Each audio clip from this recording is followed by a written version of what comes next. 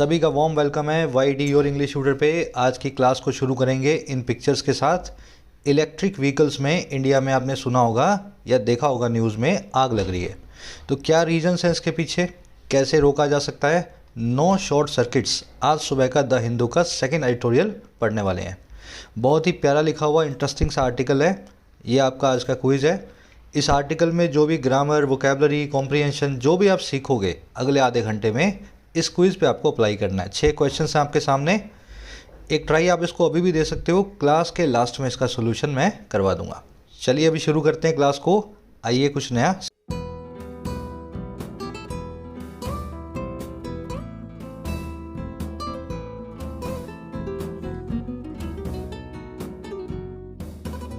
कह रहे no short circuits. देखिए शॉर्ट सर्किट आप जानते हैं, जब सर्किट आपस में भिड़ जाते हैं, चिंगारियां निकलती हैं और आग लग जाती है। कह रहा है कोई शॉर्ट सर्किट हमें नहीं चाहिए। अच्छा कहाँ नहीं चाहिए भाई, कहाँ आग नहीं लगवानी? बात कर रहा है on electric vehicles catching fire.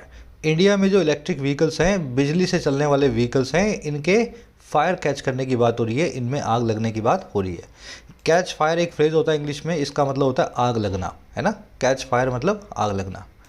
चलो अब डिटेल में देखेंगे इसके टाइटल पैराग्राफ से क्या कहना चाह रहा है।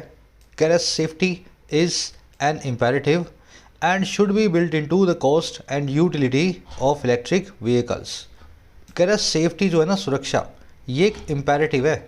इम्पेरेटिव क्या होता है भाई? नेसेसिटी या ऑब्लिगेशन, ऐसी चीज़ जो बहुत ही ज़रूरी हो, जिसके बिना काम ही ना चले। कह रहा है सेफ्टी तो सबसे ज़रूरी चीज़ है और इस सेफ्टी को पैसिव वॉइस में बिल्ड इनटू किया जाना चाहिए, अंदर ही बिल्ड किया जाना चाहिए। और किसके भाई? एक तो कीमत के और दूसरा इस्तेमाल के, इलेक्ट्रिक व्हीकल्स के। तो अगर इलेक्ट्रिक व्हीकल आप बना रहे हो ना, उसकी कीमत में सेफ्टी की कॉस्ट भी होनी चाहिए और इलेक्ट्रिक व्हीकल की यूटिलिटी में भी। खाली इलेक्ट्रिक व्हीकल बना देने से कुछ नहीं होगा। अगर सड़क पे पड़े पड़े उसमें आग लग गई तो कितना भी सस्ता व्हीकल हो उसका कोई मतलब नहीं है। तो भले ही थोड़ा महंगा कर दो, लेकिन सेफ्टी का पैसा लो और बढ़िया व्हीकल, एकदम से अच्छा सा व्हीकल बना करके पब्लिक को दो। आई बात समझ में? Safety is imperative and safety should be build into the cost and utility. चलो सब्जेक्ट है सेफ्टी, दो वर्ब्स हैं, इज और शुड बी बिल्ट इनटू, एक एक्टिव में एक पैसिव में। इम्पेरेटिव आप देख चुके हो, नेसेसिटी, ऑब्लिगेशन, जरूरी, शर्त। अब एक काम करते हैं, आज का आर्टिकल बहुत इंटरेस्टिंग है, आपको इन्फॉर्मेटिव भी लगेगा और सीखने में बहुत चीज़ें मिलेगी। एक बार इसकी सारी वोकैब पे नज़र डालते हैं ताकि अपने क्या करें, इसको स्मूथली आगे बढ़ते जाए। आप सभी कॉम्पिटिटिव एग्जाम एस्पायरेंट्स को मॉक टेस्ट के लिए मैं रिफ़र करूँगा टेस्टबुक.com। इसकी खूबी ये है कि इसमें 470 एग्जाम्स के 34,000 से ज़्यादा मॉक टेस्ट एक सिंगल पैकेज में अवेलेबल है। अब 34-35 हज़ार मॉक टेस्ट हैं, तो इसमें इजी भी होंगे, डिफ़िकल्ट भी होंगे, मॉडरेट भी होंगे। हर तरह के मॉक टेस्ट को प्रैक्टिस करने का आपको मौका मिलता है। ये सारे मॉक टेस्ट सभी एग्जाम से एक सिंगल पैकेज में अवेलेबल है। 1 साल की वैलिडिटी 399 से, 3 साल की वैलिडिटी में 599 से। लेकिन 1 ईयर पास और 3 ईयर पास पे अगर आप कोड लगाते हैं YT10 तो आपको एडिशनल डिस्काउंट मिलता है 1 ईयर पास 360 में और 3 ईयर पास 540 के अंदर। ज़रूर से डिस्काउंट का फ़ायदा उठाएं, कोड लगाएं YT10। इस वीडियो के फर्स्ट कमेंट में आपका लिंक आपको मिल जाएगा। ये अपनी वोकैब शीट है, सारे वर्ड्स आपको इसी शीट में मिलेंगे, नए पुराने, रोज़ इसमें अपडेट होते हैं। टेलीग्राम ग्रुप पे जाओ और इसको डाउनलोड कर लो, टेलीग्राम ग्रुप का लिंक भी रखा है फर्स्ट कमेंट में। चलो आज के वर्ड्स कौन कौन से हैं भाई? Imperative, indigenous, sophisticated, convergence, undergo और फ्लैजलिंग। 6 वर्ड्स हैं अपने पास, 4 पुराने हैं और 2 नए हैं। जब मैं पुराने वर्ड्स बोलता हूँ ना, तो हाथों हाथ उनको रिवाइज करने की कोशिश किया करो दिमाग में कि इम्पेरेटिव पुराना वर्ड है, पहले कर चुका हूँ, इसका क्या मीनिंग होगा, इंडिजीनियस का क्या मीनिंग होगा, है ना। चलो इम्पेरेटिव का मतलब होता है एसेंशियल और नेसेसरी ड्यूटी। ये एक नाउन भी है, एक एडजेक्टिव भी है। इसको ऑब्लिगेशन भी बोल सकते हैं, नेसेसिटी या एग्जिजेंसी भी बोल सकते हैं। जैसे it is an imperative that leaders should be articulate in their speech. ये एक इम्पेरेटिव है कि लीडर्स जो हैं उनको साफ स्पष्ट होना चाहिए अपनी बातों में, अपने स्पीच में। इम्पेरेटिव मतलब नेसेसरी या ऑब्लिगेटरी चीज़ है ये। अगर ऐसा नहीं होगा ना, तो वो इंसान लीडर ही नहीं है। जिसकी बात सीधी और साफ नहीं है, ही कैन नॉट या she can not be called a leader.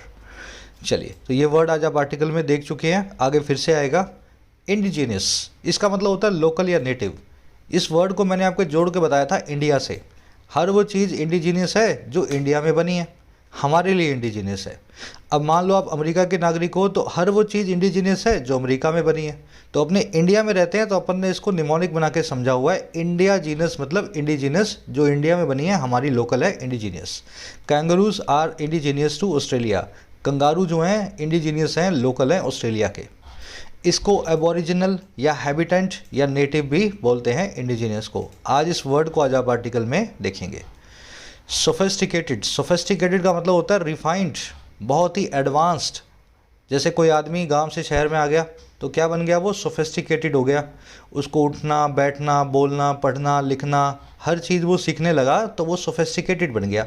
गांव से आया था तो वो गंवार था, गंवार का मतलब होता है अशिक्षित था, और शहर में आके उसने शिक्षा पाई तो वो सोफिस्टिकेटेड हो गया। तो इस सोफिस्टिकेटेड नाम के वर्ड को आज आप आर्टिकल में देखेंगे। बहुत ही रिफाइंड और अव्वल दर्जे की चीज़ को बोलते हैं sophisticated. Scammers nowadays are using sophisticated technology to cheat in their examination. आजकल के कुछ बदमाश बच्चे जो हैं, स्कैमर्स जो हैं, वो यूज़ कर रहे हैं, चीटर्स, सोफिस्टिकेटेड टेक्नोलॉजी को, एडवांस टेक्नोलॉजी को अपने एग्जाम्स में नकल मारने के लिए। सुना होगा ना आपने, भाई शूज़ के अंदर ब्लूटूथ लगा हुआ है, वहीं से सारा पेपर सॉल्व हो रहा है। तो सोफिस्टिकेटेड टेक्नोलॉजी यूज़ हो रही है। अब इसका बिल्कुल उल्टा होता है रस्टिक। रस्टिक का मतलब होता है गाँव, गाँव वाला, गंवार, है ना, जिसको शिक्षा ना हो, ठीक से उठना बैठना ना आता हो। गांव वाले बुरा मत मान जाया करो, गांव से मैं भी आता हूँ। गांव, गंवार का मतलब होता है गांव वाला नहीं, गंवार का मतलब होता है जो आदमी सही से शिक्षित ना हो। शहर में भी गंवार होते हैं, गांव की बात नहीं है खाली। कुछ एक स्टूडेंट मुझसे नाराज़ हो गया था, सर मैं गांव से हूँ तो आपने गंवार क्यों बोल दिया। गंवार का मतलब होता है कहीं भी रहता हो लेकिन गंवार हो, है ना, अशिक्षित। इसको रस्टिक बोलते हैं, वन वर्ड अच्छा अशिक्षित आदमी के लिए। चलिए, एक वर्ड है कन्वर्जेंस। इस वर्ड को मैंने आपको तोड़ के दिखाया था। कन मतलब साथ में और वर्ज मतलब किनारे।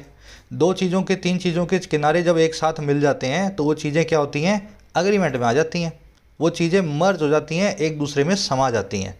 जब आपके किनारे आपस में मिल रहे हैं ना, तो आप दूसरे आदमी से अग्रीमेंट में आ रहे हो, उसकी बात में हाँ से हाँ मिला रहे हो। यू बोथ आर या all of you are on the same platform. कोविड-19 vaccines are the result of convergence of many streams of science.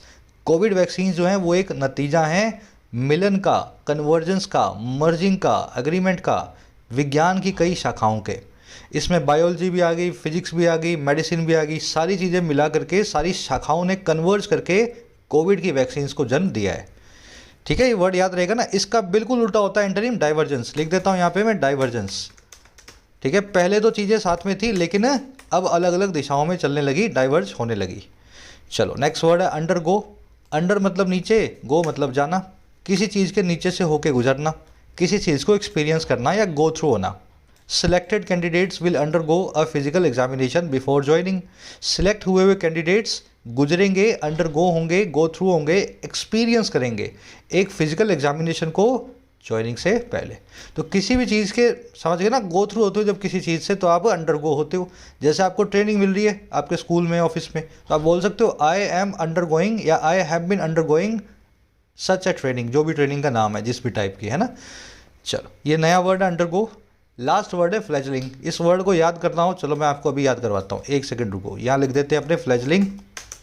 जो पंछी होता है ना, पंछी, पक्षी, जब वो पंख उड़ा रहा होता है, अपने उड़ा रहा मतलब उसके निकल रहे होते हैं, अभी ठीक से पंख निकले नहीं होते हैं, बस वो मतलब आधे निकल गए आधे रह गए, तो वो होता है फ्लैजलिंग पंछी, फ्लैजलिंग। और फुल फ्लैजेड पंछी कौन सा होता है, जिसके पूरे पंख निकल जाते हैं और जो उड़ान भरने को तैयार होता है। तो फ्लैजलिंग मतलब जिसके अभी पंख निकल रहे हों, ऐसी चीज़ जो अभी शुरुआती अवस्था में हो। अब पक्षी से, पंछी से रियल लाइफ में इस वर्ड को ले आओ। कोई भी चीज़ जो नेसेंट स्टेज में होती है, शुरुआती स्टेज में होती है, उसको बोलते हैं फ्लैजलिंग। जैसे pandemic has shut down most fledgling businesses. Pandemic ने ख़त्म कर दिया है सारे बिगनर बिजनेसेस को जो अभी अभी शुरू हुए थे, है ना। चलो, इसको यंग एंड इनएक्सपीरियंस्ड भी बोलते हैं। जैसे इस पंछी को आप देख रहे हो, यंग है और इनएक्सपीरियंस्ड है। और इसको इनसिपिएंट, एक एडवांस वर्ड है, इससे भी बताया जाता है। चलिए, ये आज आपकी वोकैब है, 5-6 वर्ड्स है, डिटेल में करवा दिए हैं। रिवीजन करना पड़ेगा, वीक में एक दिन और एक टाइम बांध लो, फिक्स कर लो। सारे वर्ड्स को रिवाइज करूंगा या करूंगी, ठीक है। 1 से 1.5 घंटा लगता है मेरे ख्याल से मैक्सिमम आपको, और पूरा वीक जो है आपको साथ साथ करते जाना इन वर्ड्स को, ताकि रिपीट होते जाए। अब आ जाओ आर्टिकल पे। समरी आपको दे दें किस बारे में लिखा हुआ है। तो समरी यही है, ये फ़ोटोज़ आप देख ही रहे हो। भाई व्हीकल्स में आग लग रही है, इलेक्ट्रिक व्हीकल्स में। अब क्यों लग रही है वो पता लगेगा इस आर्टिकल में, सस्ता मटेरियल यूज़ करने की वजह से। और ये इंडिजीनियस, अब ये इस आर्टिकल में तो बहुत सारे डिटेल नहीं दिया हुआ, लेकिन आप दूसरे आर्टिकल्स पढ़ोगे तो पता लगेगा कि अपने यहाँ पे क्या हो रहा है, चाइनीज़ बैटरीज और चाइनीज़ मटेरियल को मंगा करके इंडिया की जो है असेंबली हो रही है। मतलब हम अपनी कंपनीज़ में इंडियंस जो है उन बैटरीज को लगा के व्हीकल्स बना रहे हैं। तो क्वालिटी ख़राब होने की वजह से और कॉस्ट सेविंग करने की वजह से ये सब हो रहा है। ये आर्टिकल डिस्कस करेगा कि ये क्यों हो रहा है, इसको कैसे रोका जा सकता है, सरकार और इंडस्ट्री की क्या जिम्मेदारी है इस पूरी चीज़ को। ठीक है, ये आर्टिकल थोड़ा सा कंसर्न टोन में है, थोड़ा सा कंसर्न है, चिंतित है ईवी में आग लगने की वजह से, और साथ में सजेस्ट भी कर रहा है क्या सोल्यूशन करने चाहिए। कंसर्न और सजेस्टिंग इसकी टोन हो सकती है। शुरू करें आर्टिकल को। अगर अपनी ऐप को अभी भी डाउनलोड करना बाकी है तो ज़रूर से कर लेना। इंग्लिश का सेक्शन इस ऐप से आपका कवर हो जाता है किसी भी एग्ज़ाम का। राइटिंग का कोर्स भी है, बैंकिंग का कोर्स भी है, एसएससी का कोर्स भी है। तीनों कोर्सेज़ पे ईद पे डिस्काउंट चल रहे हैं। आज रात तक 450-775 रुपये में एक साल के कोर्स आपको मिल जाते हैं। पूरा सिलेबस आपका कवर हो जाता है। कोई भी क्वेरी हो ऐप से रिलेटेड, ये नंबर है, इस पर व्हाट्सअप करें, ऐप को डाउनलोड करें। फर्स्ट कमेंट में लिंक रखा है एप्लीकेशन का। चलो आ जाओ। कह रहा a spate of incidents related to the burning of electric vehicles या EV has resulted in the union government announcing an expert panel to investigate the battery explosions causing them and a few manufacturers recalling batches of electric scooters after some caught fire। सबसे पहले बता रहा है आपको हुआ क्या। कह रहा है एक स्पेट ऑफ इंसिडेंट्स है। इंसिडेंट्स मतलब घटनाएं, स्पेट मतलब झड़ी, बंच, लार्ज नंबर, एक के बाद एक। कह रहे एक कुछ घटनाओं की झड़ी आई है, 8-10 घटनाओं की। और कौन सी घटनाएं हैं भाई, कौन से इंसिडेंट्स हैं जो जुड़े हुए हैं, रिलेटेड टू हैं आग लग जाने से, बर्निंग से। और किस में, इलेक्ट्रिक व्हीकल्स में, ईवी में। कह रहा है ये जो घटनाओं का जो स्पेट है ना, ये जो झड़ी है, ये रिजल्ट इन हुई है, इसका ये नतीजा आया है। क्या नतीजा आया भाई, सबसे पहला नतीजा आया कि यूनियन गवर्नमेंट जो है, सेंट्रल गवर्नमेंट, उसने कर दिया है अनाउंस, उसने कर दिया है ऐलान एक एक्सपर्ट पैनल का, जो कि इन्वेस्टिगेट करेगा, जांच करेगा, इन्वेस्टिगेशन करेगा बैटरी एक्सप्लोजन्स को। और एक्सप्लोजन जो कोज करते हैं इन चीज़ों को, है ना, कौन सी चीज़ें बैटरी एक्सप्लोजन्स को कोज करती हैं। और दूसरा इसका रिजल्ट क्या है, कुछ मैन्युफैक्चरर्स ने रिकॉल कर लिया है बैचेस को, और किसके, इलेक्ट्रिक स्कूटर्स के। जब उनके कई स्कूटर्स ने कैच किया फायर को, सम कॉट फायर। आई बात समझ में। तो पहले कई जगह आग लगी, 8-10 घटनाएं हमने देखी सुनी टीवी में। उसके बाद दो काम हुए, इसके 2 रिजल्ट्स हुए। पहला काम ये रिजल्ट हुआ यूनियन गवर्नमेंट के अनाउंस करने में, resulted in union government announcing, in preposition का ऑब्जेक्ट हो गया अनाउंसिंग, ठीक है। और दूसरा, this resulted in a few manufacturers recalling. Announcing and recalling देखो बिल्कुल पैरेलल चलिए कंस्ट्रक्शन, बिल्कुल वैसी की वैसी। आगे बात समझ में, स्पेट की वर्ब है हैज़ रिजल्टेड इन। चलो आगे बढ़ते हैं। अब आपसे एक सवाल यहीं पूछ रहा हूँ, अभी वो ग्रामर रूल बाद में करवाऊंगा, पहले अपने आप से पूछो, इन्वेस्टिगेट वर्ब के बाद में इनटू लगना चाहिए या आज इससे गलती हो गई है और उसने लगाया नहीं है। ठीक है, इनटू लगाना था या नहीं लगाया, क्या हुआ, गलती हो गई या लगता ही नहीं है, तो अपने आप से पहले पूछो, बाद में इस कॉन्सेप्ट को करवाऊंगा। जिनको आता है कमेंट्स में डालना, लंबे वक्त तक याद रहेगा आपको लिखने पे। कह रहा EVs have increasingly become a viable transportation device with more than 11 lakh electric और battery operated vehicles registered in India, वाहन डेटाबेस अप्रैल 2022। अब कह रहे हैं जो इलेक्ट्रिक व्हीकल्स है ना, ये इंक्रीजिंगली बढ़ते हुए, लगातार बढ़ते हुए तौर पे बिकम हो चुके हैं। ईवीज हैज़ बिकम इंक्रीजिंगली, और क्या बन चुके हैं भाई, ये क्या बिकम हो चुके हैं, एक बहुत ही सस्ता और वाइबल ट्रांसपोर्टेशन डिवाइस, यातायात का आने जाने का एक डिवाइस। वाइबल मतलब सस्टेनेबल हो, अप्रोप्रिएट हो, लंबी दौर तक, मतलब लंबे वक्त तक चलने वाला हो। तो एक सस्ता, सुंदर, टिकाऊ जो है ट्रांसपोर्टेशन डिवाइस इंडिया में बन चुके हैं। और कैसे बने हैं ये, इस चीज़ के साथ ही विद लगा के बता रहा है। वो चीज़ है 11 लाख से ज़्यादा व्हीकल्स के इलेक्ट्रिक और बैटरी ऑपरेटेड जो हैं, उनके रजिस्टर्ड हो जाने के साथ ही भारत में व्हीकल वाहन डेटाबेस जो है 2022 का, उसके हिसाब से ये ब्रैकेट में बता रहा है। इस डेटाबेस से हमने रिजल्ट को, इस जो है आंकड़े को लिया है। आई बात समझ में।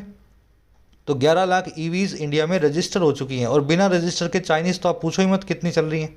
ईवीज की बिकम है हैव बिकम, ईवीज की वर्ब है हैव बिकम। चलो, वाइबल मतलब एप्रोप्रिएट हो, लॉन्ग टर्म में चलने वाला हो, सस्टेनेबल हो, सस्ता, सुंदर, टिकाऊ इज वाइबल।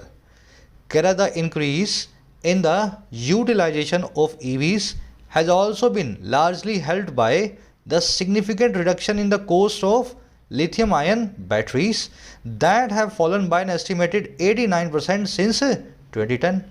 अब कह रहे ये सब हो रहा है जो है ना, इंडिया में 11-11 लाख व्हीकल आ गए, इसके पीछे एक बहुत बड़ा रीज़न है। रीज़न क्या है कि ये जो इंक्रीज़ है, जो इजाफा है ईवी के इस्तेमाल में, यूटिलाइजेशन में, कह रहा है ये मोटे तौर पे हेल्प हुआ है। इस इजाफे में सबसे बड़ी मदद रही है बहुत ही बड़ी सिग्निफिकेंट कंसीडरेबल रिडक्शन की, कमी की। अच्छा, किस चीज़ में कमी भाई? इन लगा के बता रहा है, कॉस्ट में, कीमत में लिथियम आयन बैटरीज की। अच्छा, कौन सी कीमत है ये? वो कीमत जो फॉल कर चुकी है एक एस्टिमेटेड 89% से सन 2010 से। आई बात समझ में? तो ये हुआ है, जब से कॉस्ट कम होने लगी है तब से ईवी जो हैं सस्ती होने लगी हैं और लोग उसको ज़्यादा से ज़्यादा इस्तेमाल करने लगे हैं। बैटरी की कॉस्ट ही ईवी में सबसे बड़ी कॉस्ट होती है, 90% कम हो चुकी है 10 सालों में। इंक्रीज की वो है has also been largely helped. अब देखो यहाँ पे दैट जो है ना, दैट आपको समझ नहीं आएगा किसके लिए आया है, बैटरीज के लिए आया है या कोस्ट के लिए आया है। एक्चुअल में दैट आना चाहिए कोस्ट के लिए, क्योंकि कोस्ट गिर रही है, बैटरी नहीं गिर रही है। दैट हैव फॉलन, यहाँ पे बैटरी तो नहीं गिरी है, तो दैट आना चाहिए कोस्ट के लिए। चलो आ जाएगा। दिक्कत क्या है? दिक्कत ये है कि कोस्ट जो है ना, उसके लिए सिंगुलर नाउन भी यूज़ किया जा सकता था। अब इसने कोस्ट को प्लूरल रखा और यहाँ पे वर्ब भी प्लूरल रखी। ये सेंटेंस ऐसा भी बन सकता था, in cost of reduction of cost of lithium ion batteries that has fallen, है ना। कोस्ट को प्लूरल बनाने की ज़्यादा ज़रूरत थी नहीं, फिर भी इसने बनाया है और प्लूरल ही इसको वर्ब दी है। चलो आगे बढ़ते हैं।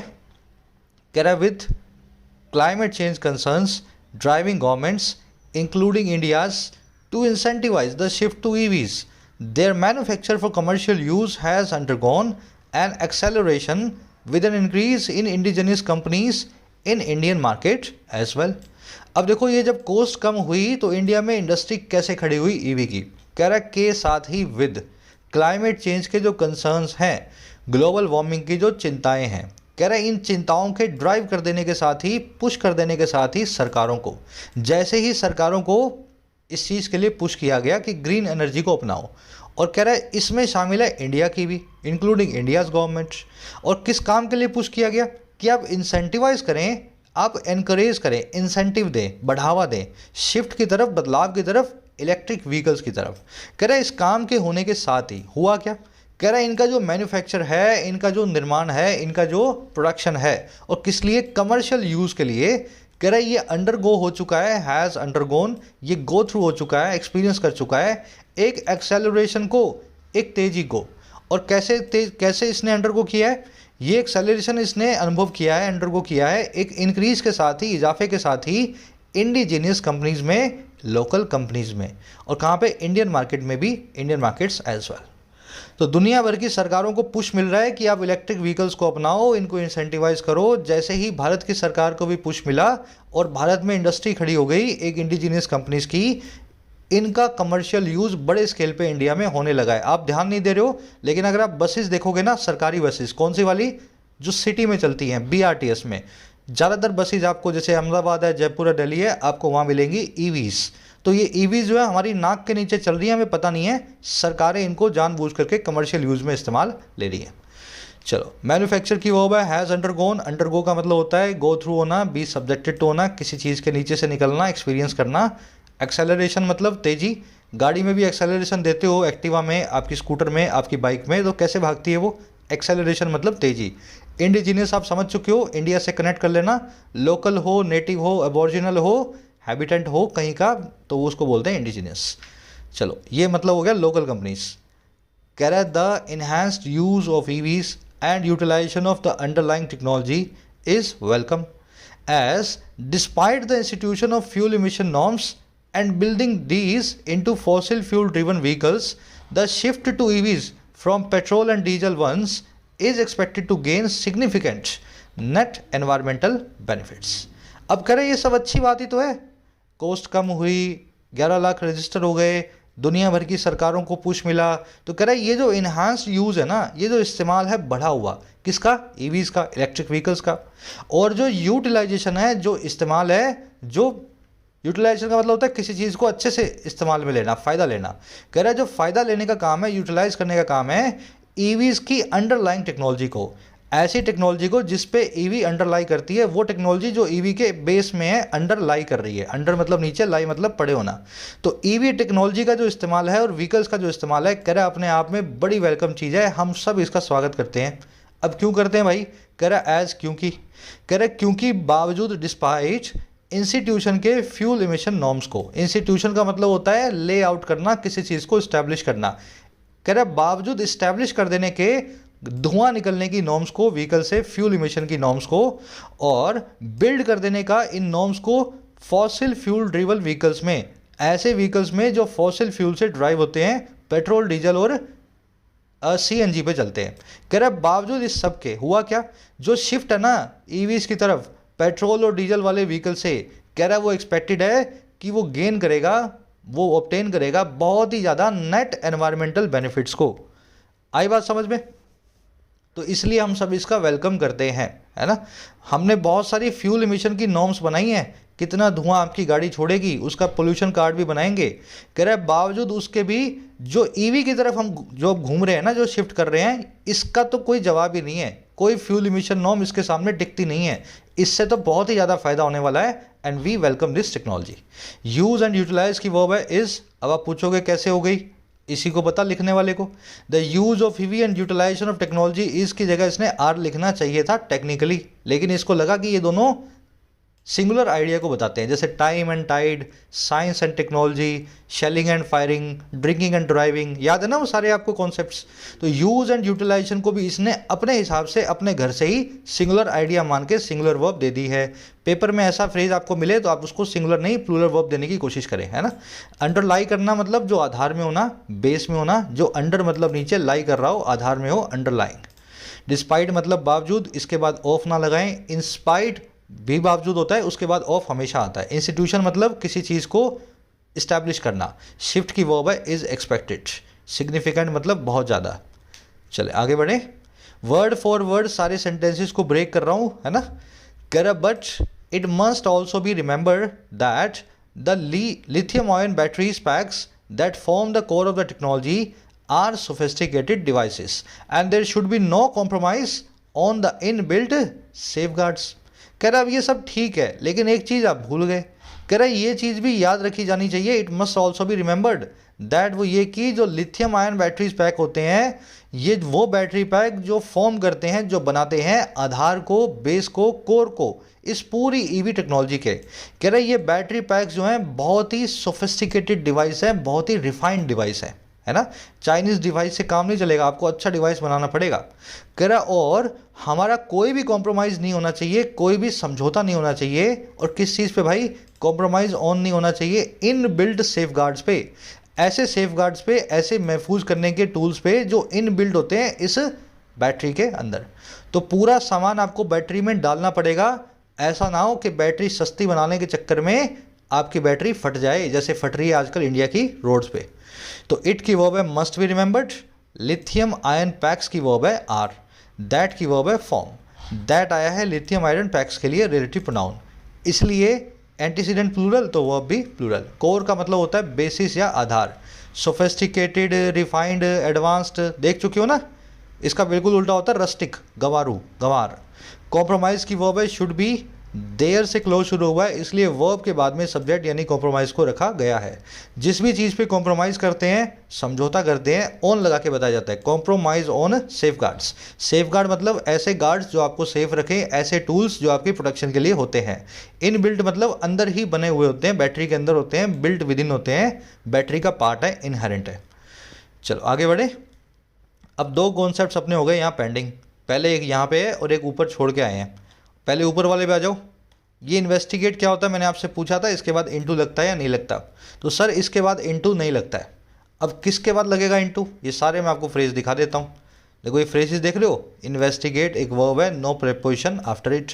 लेकिन इन्वेस्टिगेशन ये एक नाउन है, इसके बाद इनटू आता है। दोनों वर्ड्स एक जैसे ही है ना, देखने में ऑलमोस्ट एक जैसे लग रहे हैं। तो इन्वेस्टिगेशन नाउन तो अपने बाद इनटू लेता है, लेकिन इन्वेस्टिगेट जो वर्ब है अपने बाद इनटू नहीं लेगी। अब देखो ऐसे बहुत सारे नाउन्स और वर्ब्स हैं जो एक जैसे दिखाई देने में लगते हैं। हीड है, ऑर्डर है, डिमांड है, अटैक है, थैंक है। आपको सेंटेंस में इनकी पोजीशन को देखना है। क्या रोल को, क्या भूमिका को सेंटेंस में निभा रहे हैं। अगर ये नाउन फॉर्म में सारे वर्ड्स होंगे, heed, order, demand, attack, thank, control, तो अपने बाद में हमेशा प्रेपोजिशन को लेंगे नाउन फॉर्म में, और वर्ब फॉर्म में इनके बाद कभी भी प्रेपोजिशन नहीं आएगी। तो ये स्लाइड आपके सामने है, नज़र से निकाल लो इसको। एक्सेस नाउन अपने बाद में टू लेगा, लेकिन एक्सेस वर्ब अपने बाद में कोई प्रेपोजिशन नहीं लेगी, है ना। स्ट्रेस है, एक्सेस है, इम्पैक्ट है, टारगेट है, एम्फसाइज है। चलो, कई बार कर चुका हूँ इस कॉन्सेप्ट को, करवा चुका हूँ, बार बार ये स्लाइड इसीलिए दिखाता हूँ, आप इन वर्ड्स को फिर से नज़र से निकालो। तो ये तो था पहला कॉन्सेप्ट। आज के क्विज में इन्हीं में से एक वर्ब उठा करके आपसे एक क्वेश्चन फ्रेम करूँगा। अब आ जाओ दूसरे कॉन्सेप्ट पे। मैं आपसे पहले पूछ लेता हूँ, रिमेंबर और रिमाइंड, रिमेंबर और रिमाइंड, इन दोनों का मतलब होता है याद करना। तो इन दोनों में फ़र्क क्या है। यहाँ पे it must also be reminded, ऐसा भी तो हो सकता था ना। तो दोनों में फ़र्क क्या है। चलो देखिए, रिमेंबर का मतलब होता है याद करना, खुद को याद करना, है ना, खुद याद करना किसी चीज़ को या याद रखना। रिमाइंड का मतलब होता है याद करवाना किसी और को। आ गई बात समझ में।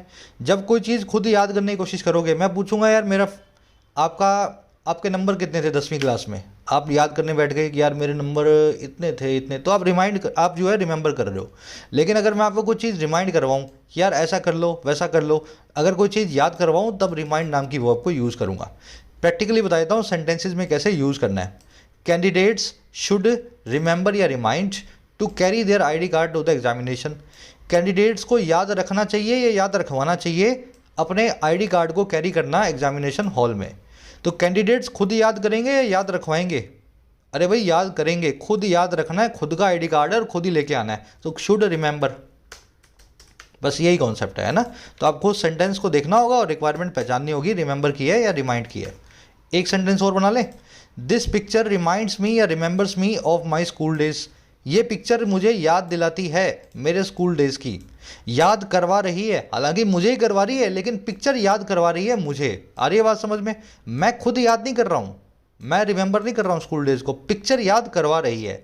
तो द पिक्चर रिमाइंड्स ना कि remembers me of my school days. अब ध्यान देना, इसमें ग्रामर का कॉन्सेप्ट ये लगेगा कि रिमाइंड वर्ब अपने बाद हमेशा ऑब्जेक्ट लेगी, क्योंकि किसी को याद करवाओगे ना तो उसको ऑब्जेक्ट बना के लिखना पड़ेगा। लेकिन रिमेंबर में आप खुद ही याद कर रहे हो तो कोई ऑब्जेक्ट की जरूरत नहीं है, तो ग्रामर से भी जा सकते हो। The chief justice of India reminded या remember the government of its duties and limits. Chief justice of India ने याद दिलाया है, याद किया सरकार को इसकी ड्यूटीज और लिमिट्स के बारे में। याद दिलाया तो रिमाइंडेड, ठीक है, रिमाइंडेड। मेरे ख्याल से कॉन्सेप्ट रेडी है, आज के क्विज में यूज़ करेंगे। चलो आ जाओ आगे। ये पैसिव वॉइस में है, तो यहाँ पे वैसे भी ऑब्जेक्ट आने का सवाल ही नहीं है और आ भी नहीं सकता। पैसिव वॉइस में ऑब्जेक्ट नहीं आता अगर यहाँ पे रिमाइंड भी लगा होता तो। कह रहा as an energy storage scientist explained in the Hindu frequently asked question fact page May 21st, 2022. Battery fires occur due to the convergence of heat, oxygen and fuel, and the control manufacturing of devices is specifically required to prevent these. कह रहा है जैसे कि एक energy storage scientist ने explain किया था आज से 2-3 दिन पहले द हिंदू के संडे के पेपर में, उसको बोलते हैं FAQ section, frequently asked question section. कह रहा है जैसा कि संडे को द हिंदू में छपा भी था, एक साइंटिस्ट ने हमें बताया भी था कि बैटरी में जो फायर्स होती है ना वो अकर होती हैं, वो हैपन होती हैं इस वजह से। और किस वजह से भाई? कन्वर्जेंस मिल जाने की वजह से, मर्ज या संगम हो जाने की वजह से, इन 3 चीज़ों के, गर्मी के, ऑक्सीजन के और ईंधन के। और कह रहे हैं बहुत ही कंट्रोल्ड मैन्युफैक्चरिंग जो है ना, बहुत ही नियंत्रित तरीके से जो मैन्युफैक्चरिंग है डिवाइसेस की, वो खास तौर पे ज़रूरी है, रिक्वायर्ड है इस चीज़ को रोकने के लिए। तो ऐसा एक साइंटिस्ट ने हमें बताया था। जब तीनों चीज़ें मिल जाती है बैटरी में तो आग लगती है। तो बैटरी को बड़े प्यार से, बड़े नाजुक जो है उससे संभाल के बनाना चाहिए, जिससे कि ये तीनों चीज़ें आपस में मिक्स बैटरी में कभी भी ना हो। साइंटिस्ट की वर्ब है एक्सप्लेन्ड, फायर्स की वर्ब है अकर, कंट्रोल्ड मैन्युफैक्चरिंग की वर्ब है इज स्पेसिफिकली रिक्वायर्ड। कन्वर्जेंस मतलब मिलन, एग्रीमेंट या मर्जिंग, आप जानते हो ना ऑलरेडी। चलो और कुछ देखने वाला है नहीं। कह रहा है engineering higher safety into EVs can result in higher cost, but the smooth functioning of lithium-ion batteries without accidents is reliant on the absence of shoddy engineering and cutting corner approaches. अब इस scientist ने एक और चीज़ बताई क्या चीज़ बताई? कह रहा है इंजीनियर करना हायर सेफ्टी को। इंजीनियर करना मतलब इंजीनियरिंग के दम पे जो है लगाना। इंजीनियरिंग करना हायर सेफ्टी का इलेक्ट्रिक व्हीकल्स में, हायर सेफ्टी के प्रोटोकॉल्स को फॉलो करना। कह रहा है ये चीज़ रिजल्ट कर सकती है हायर कॉस्ट में। जितनी अच्छी बैटरी बनाओगे सेफ्टी वाली, उतना ही महंगा आपका व्हीकल बनने वाला है। कह रहा है लेकिन जो स्मूथ फंक्शनिंग जो है ना, किसकी? लिथियम आयरन बैटरीज की। और कैसे? बिना घटनाओं के, एक्सीडेंट्स के। कह रहा है ये स्मूथ फंक्शनिंग पूरी तरीके से रिलायंट है, डिपेंडेंट है, हिंज्ड है। और किस चीज़ पे? ऑन लगा के बता रहा है, ना मौजूदगी पे शॉर्ट इंजीनियरिंग की और कटिंग कॉर्नर अप्रोचेस की। शॉर्ट इंजीनियरिंग का मतलब होता है मीडियोकर इंजीनियरिंग, जो इन्फीरियर होती है, बस लगा दिया और बना दिया, एक दिन चले या 2 घंटे चले कोई मतलब नहीं है, बस बेचना है, शॉर्ट इंजीनियरिंग। और कटिंग कॉर्नर अप्रोच वो अप्रोच होती है जिसमें आप कॉस्ट को कम करने की कोशिश करते हो, चाहे क्वालिटी थोड़ी सी ख़राब कर दो, आप कट करते हो कॉर्नर्स को कॉस्ट को कम करने के लिए। तो ऐसा इन्होंने इंजीनियर साहब ने बताया, साइंटिस्ट ने, कि आप अच्छी इंजीनियरिंग करोगे तो कॉस्ट बढ़ जाएगी, लेकिन स्मूथ फंक्शनिंग बैटरी तभी करेगी बिना एक्सीडेंट्स के जब ये दोनों चीज़ें बैटरी में ना हो। एक तो आप गंदे तरीके से बैटरी ना बनाओ, और दूसरा बार बार बैटरी में सारे अपनी कॉस्ट को सेव करने की कोशिश ना करो, तभी बैटरी जो है सही तरीके से चलती है। इंजीनियरिंग की वर्ब है can result in, smooth functioning की वर्ब है is. Reliant on, dependent on, hinged on, किसी चीज़ का किसी पर डिपेंडेंट होना। शॉर्टी मतलब इन्फीरियर या लो कॉस्ट। कटिंग कॉर्नर का मतलब होता है जिसमें ऐसा काम जिसके अंदर पैसे को सेव करने की कोशिश करो, आप सस्ते करने की कोशिश करो, कट कॉर्नर करते हो। इसको मैं पिक्चर के जरिए समझा देता हूँ, बाकी तो आपने देख लिया सेंटेंस। देखो मान लीजिए कट कॉर्नर कर रहे हो आप इस तरीके से, आपको पेपर की शीट बनानी थी, लेकिन शीट बनाने के बाद आपको लगा कि यार पेपर तो बहुत ज़्यादा इस्तेमाल हो गया इसमें, तो कॉर्नर्स को आपने काट दिया, कॉर्नर्स को काट दिया। अब क्या कर रहे हो आप पेपर को कम से कम रखने की कोशिश कर रहे हो शीट में, अपनी कॉस्ट को सेव करने की कोशिश कर रहे हो, है ना। तो कट कॉर्नर्स करने अक्सर कंपनियां करती हैं। कट कॉर्नर्स का मतलब ये होता है कंपनियां अपनी कॉस्ट में कमी करती हैं, चाहे प्रोडक्ट थोड़ा सा खराब ही बन जाए, लेकिन कैसे भी करके हमारा जो है कीमत दाम जो है कम हो, है ना, एक्सपेंसेस कम हो। तो कटिंग कॉर्नर नाम से फ्रेज बनता है यहाँ पे कट कॉर्नर। चलो आगे बढ़ते हैं। कह रहा है with long term device changes in lithium ion batteries such as the use of solid state electrolytes, special safety switches, etc. still some time away in implementation.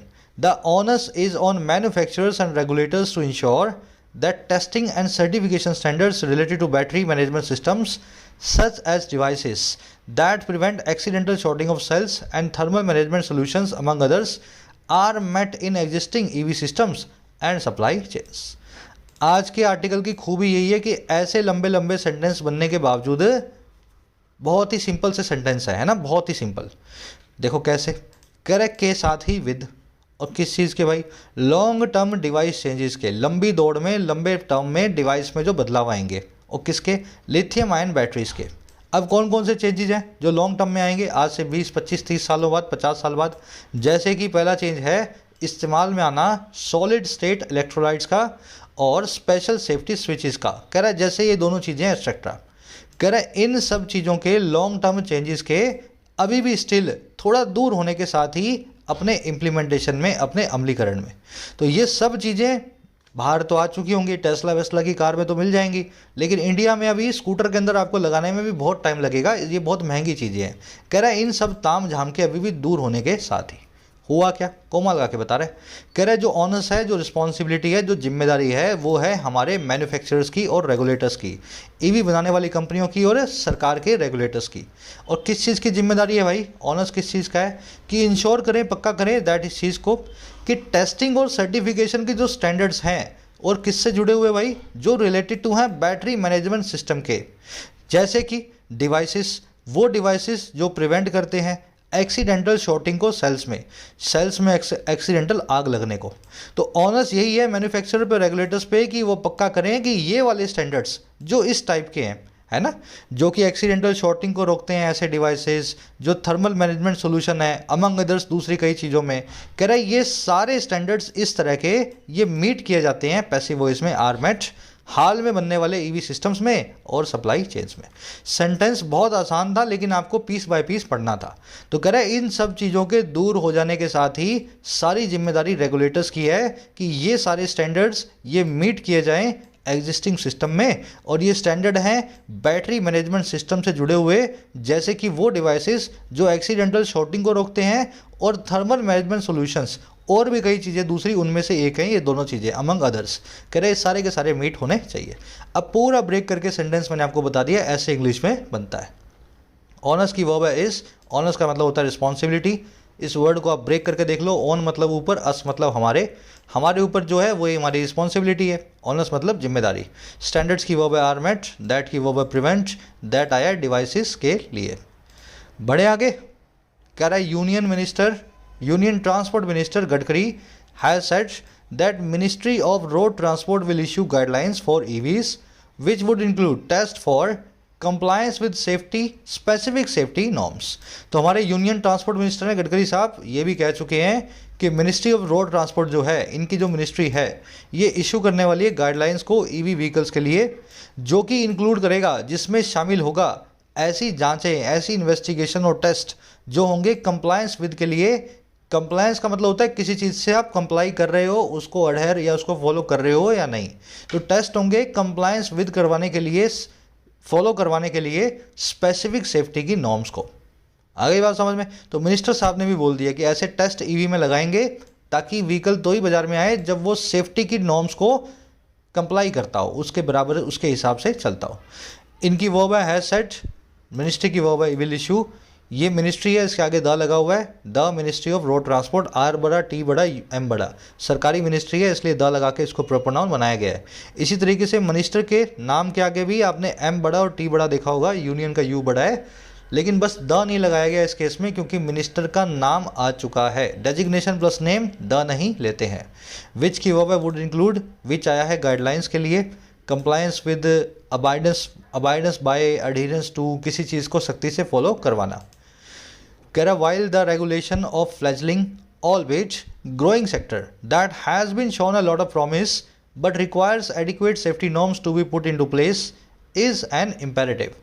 Manufacturers and other companies in EV supply chain should also proactively work in recalling defective batches of vehicles and ensuring safety compliance to prevent the recurrence of mishaps. Last वाली line जो है एक सबक है, सीख है सारी की सारी ईवी बनाने वाली इंडियन कंपनीज के लिए। क्या सीख है भाई? कह रहे जहाँ जो रेगुलेशन है ना, रेगुलेशन मतलब कंट्रोल, कैसे रेगुलेट करेंगे, कैसे इसके ऊपर नियम गाइडलाइन लगाएंगे। कह रहे जो कंट्रोल या रेगुलेशन है एक ऐसे सेक्टर का जो फ्लैजलिंग तो है, जिसके पंख तो अभी लग रहे हैं, लेकिन हालांकि वो ग्रोइंग भी है, बहुत तेज़ी से बढ़ भी रहा है। तो कह रहे फ्लैजलिंग ऑलबीट ग्रोइंग, हालांकि फ्लैजलिंग लेकिन ग्रोइंग। कह रहे जहाँ पे रेगुलेशन जो है ना ऐसे सेक्टर का, और वो सेक्टर जिसने दिखाया है बहुत सारे प्रॉमिस को, बहुत सारी फ्यूचर संभावनाओं को। कह रहे लेकिन जो रिक्वायर भी करता है, जिसको ज़रूरत भी है एडिक्वेट सेफ्टी नॉर्म्स की, सेफ्टी के सुरक्षा की जो है नियमों की, और नॉर्म्स को पुट किए जाने की, इन प्लेस नॉर्म्स को अपनी जगह रखे जाने की, नॉर्म्स को इस्तेमाल में लेने की। कह रहे जहाँ ऐसे एक सेक्टर का जो रेगुलेशन है, इस टाइप के सेक्टर का नया है लेकिन ग्रो हो रहा है, फ्यूचर में प्रॉमिस दिखा रहा है, लेकिन बहुत सारी नॉर्म्स को भी रखने की ज़रूरत है। कह रहा है ऐसे सेक्टर की जो रेगुलेशन है ये एक इम्पेरेटिव है, ये एक ऑब्लिगेशन है, ये हमें करनी ही पड़ेगी। कह रहा है जहाँ ऐसा है वहीं पे हुआ क्या?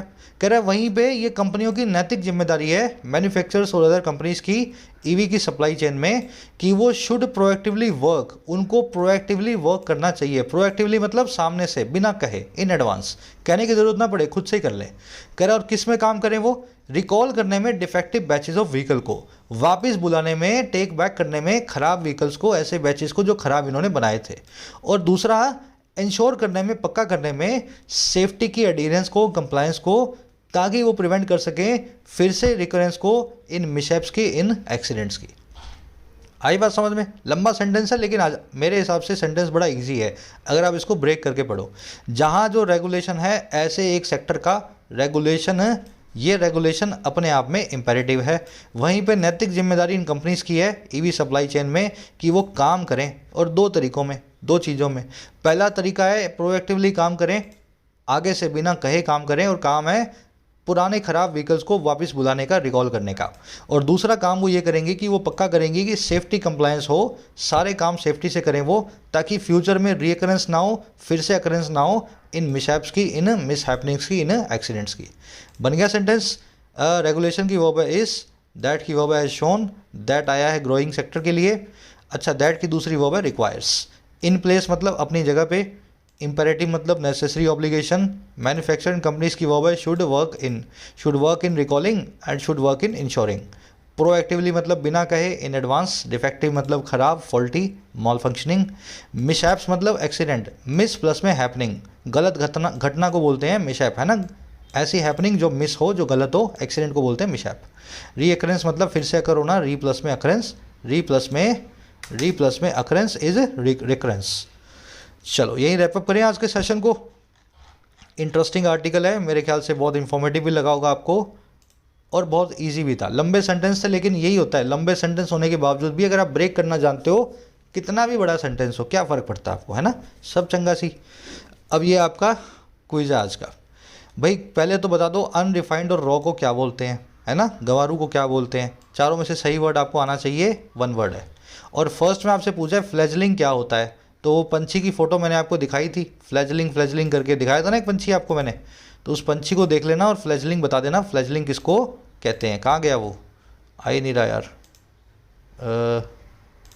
खो गया कहीं। चलो अब क्लोज टेस्ट है। क्लोज टेस्ट, ये फ्लैजलिंग निकाल लोगे ना, क्या इसका आंसर निकाल लेना। क्लोज टेस्ट में 4 क्वेश्चन हैं। पहला क्वेश्चन है थैंक वर्ब अपने बाद में क्या लेती है, कुछ लेती भी है नहीं लेती है, तो ये स्लाइड से आपको आइडिया लग जाएगा, आराम से ढूंढ लो। वर्ब थैंक या प्रेपोजिशन थैंक या नाउन थैंक अपने बाद में कैसे काम करता है, तो यहाँ पे देख लेना सही जो आपको वर्ब या नाउन को आपको यूज़ करना है। अच्छा, इन चारों में से करेक्ट वर्ड को आपको सेकंड वाले में डालना है। चारों का मीनिंग आपको आता है। इंडिजीनियस क्या होता है, जो इंडिया में बना हो। ऑनस क्या होता है, जो ऑन प्लस अस हो। जो रिकरेंस क्या होता है, री प्लस में अकरेंस हो। इंपेरेटिव क्या होता है, ये भी आप जानते हैं। तो चारों में से करेक्ट वर्ड को आपको यहाँ पे जो मीनिंगफुली जाता हो उसको लगाना है। फिर रिमेंबर और रिमाइंड में से एक वर्ड को चूज़ करना है, लेकिन देख लेना ये कौन सा फ्रेज़ बना हुआ है, कहीं ये पीपीएसए फ्रेज़ तो नहीं है। अगर ये पीपीएसए फ्रेज है तो उसके हिसाब से उसकी जो है पीपीएसए को लगाना, पार्टिसिपल को लगाना, ठीक है। तो रिमेंबर और रिमाइंड में से करेक्ट वर्ड को यहाँ पे चूज़ करना है। और लास्ट में आपको चूज़ करना है स्ट्रेस नाम की वर्ब अपने बाद में या नाउन अपने बाद में क्या लेता है। तो स्ट्रेस क्या लेता है ये आपके सामने लिखा हुआ है, अब चेक कर लो ये नाउन है या वर्ब है, उसी हिसाब से यहाँ पे यूज़ करोगे, है ना। चलो हिंट्स दे रहा हूँ मैं करवा दूंगा तो फिर आप करोगे ही नहीं। तो मैं क्या करता हूँ, मैं कमेंट सेक्शन में पूरी हिंट्स के साथ में आंसर डाल रहा हूँ। फर्स्ट कमेंट में जाओ, आंसर्स को निकालो, मेरे वाले से अपने वाले को मैच कर लो, पता लग जाएगा आपको आउट ऑफ कितने मार्क्स मिले, 6। जो भी मार्क्स मिले हो आउट ऑफ 6 ज़रूर से बताना है कमेंट्स के अंदर। कोर्सेज चल रहे हैं ऐप पे फुल फ्लेजेड, आज अपने पास कोर्सेज के डिस्काउंट्स भी हैं, रात तक फ़ायदा ले सकते हो। कोई भी क्वेरी हो रिलेटिंग टू आवर कोर्सेज इस नंबर पे व्हाट्सएप करें। चलो अंटिल देन एक लाइक और एक शेयर, सेशन को साइनिंग आउट।